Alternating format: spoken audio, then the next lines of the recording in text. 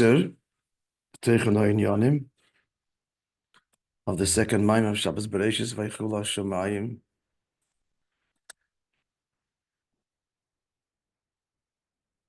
So ויכולו השמים והארץ, ויכולו ה'תשכ.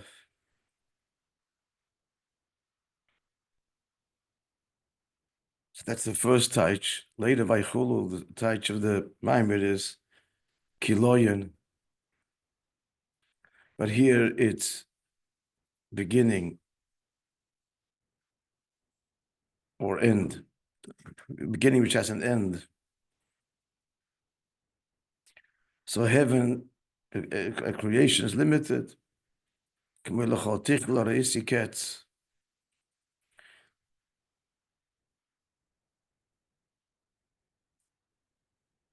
Actually, tchila is with a ches, so I'm not sure if tchila means beginning, but anyway, it means finite. Sometimes we find the letters exchange. They sound the same. The mitzvahs are infinite. As the pasuk says, in that same pasuk continues, your mitzvahs are very broad. And then he added, within bligvol, Allah has come of a Torah compared to mitzvahs, and befrat, the pnimius Torah compared to nigla. That is ma'oid, truly bligvol. What's the chiddush of the pasuk? Shab bligvol of chav mitzvahs ma'oid. This is what it accomplishes, which is greater than creation. Nimshach ba'gbola is drawn into limitations of l'chol tichla risiketz, that all things have an end. And that's done through the avodah of Yidden, as Chazal say, the greater the work of the tzaddikim than creation itself, because shapoilim bittul hayesh la'ayin. The Eibishter creates yesh ma'ayin. Can someone say succinctly the chiddush? What's the chiddush of Ma'aseh tzaddikim over Ma'aseh Shemayim v'Aretz?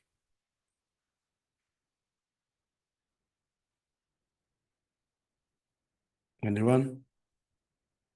In 2 sentences. The nullification of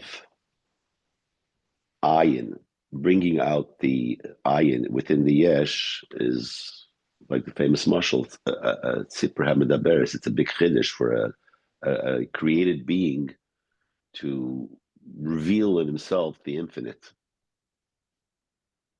We have to contrast it with what the Eibishter does and the limitations of that. And what the Yid does is a big chiddush. God does this, a Yid does this.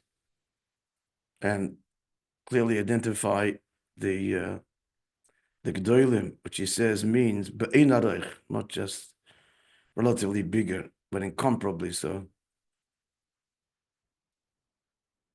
What's the limitation mitzad the Bria?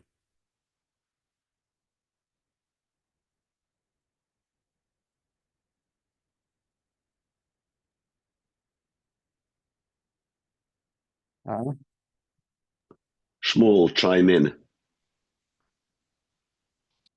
Anybody? Are we chazering now the last Maamar, or Are we what?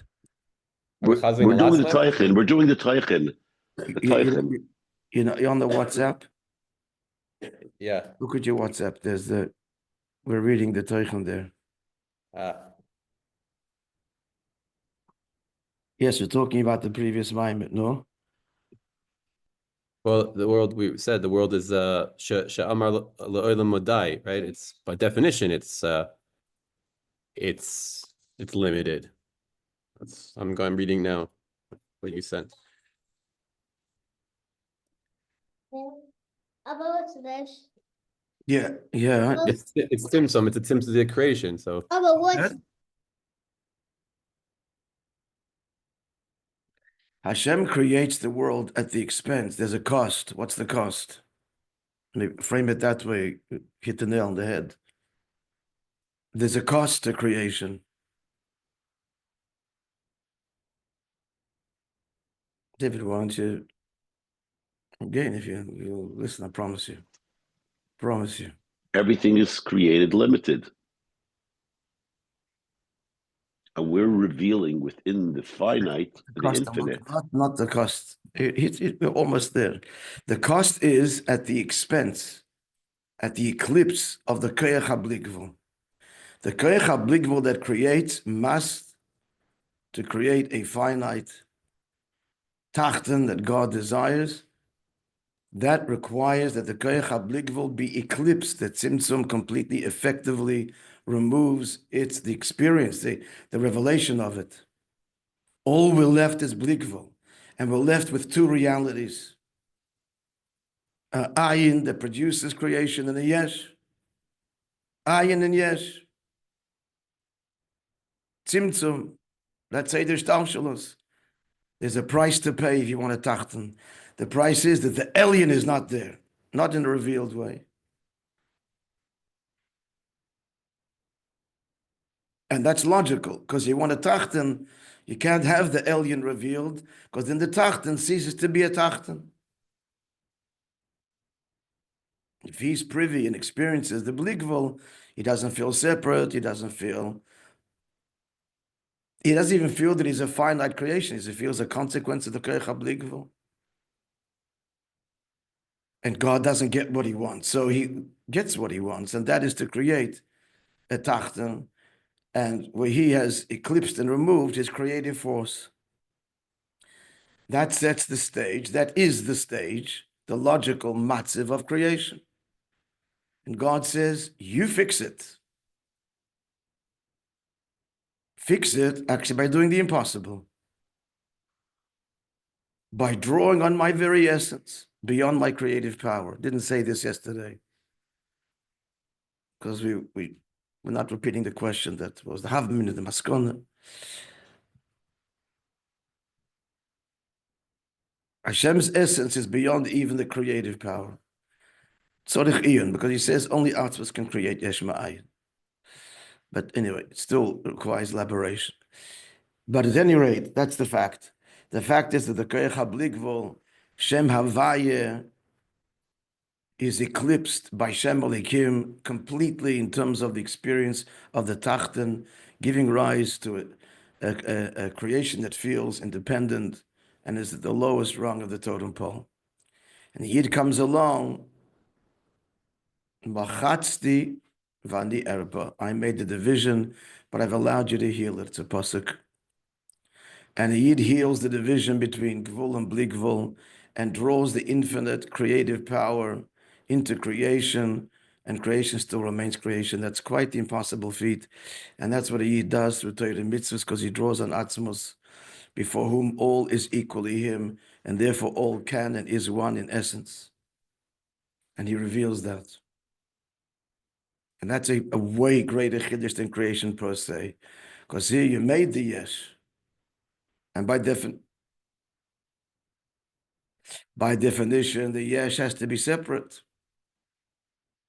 And cannot feel the Eir Ein Sof. Because it would dissolve his sense of independence. Dissolve him out of existence.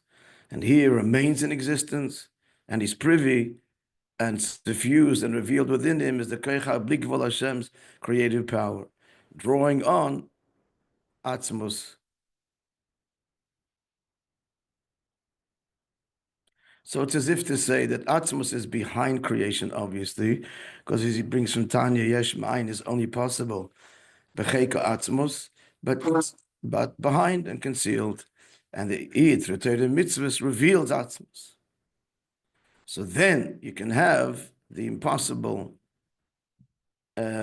fuse and be one, because they're only impossible in their own worlds.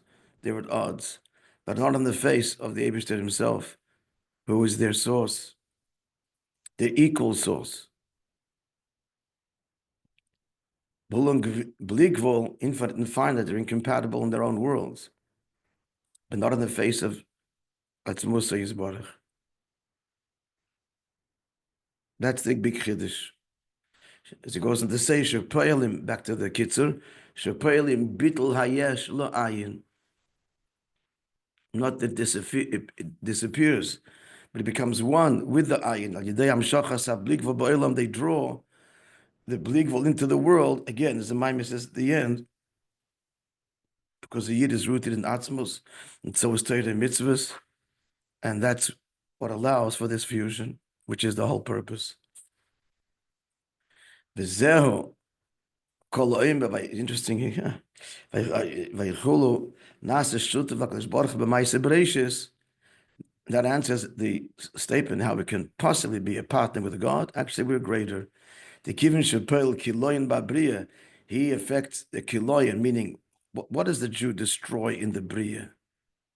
He destroys creation. Someone answer that question. Fill in the blank. He destroys his ego. Yeah, the sense of separateness, the ego. Bitl hayesh la'ayin.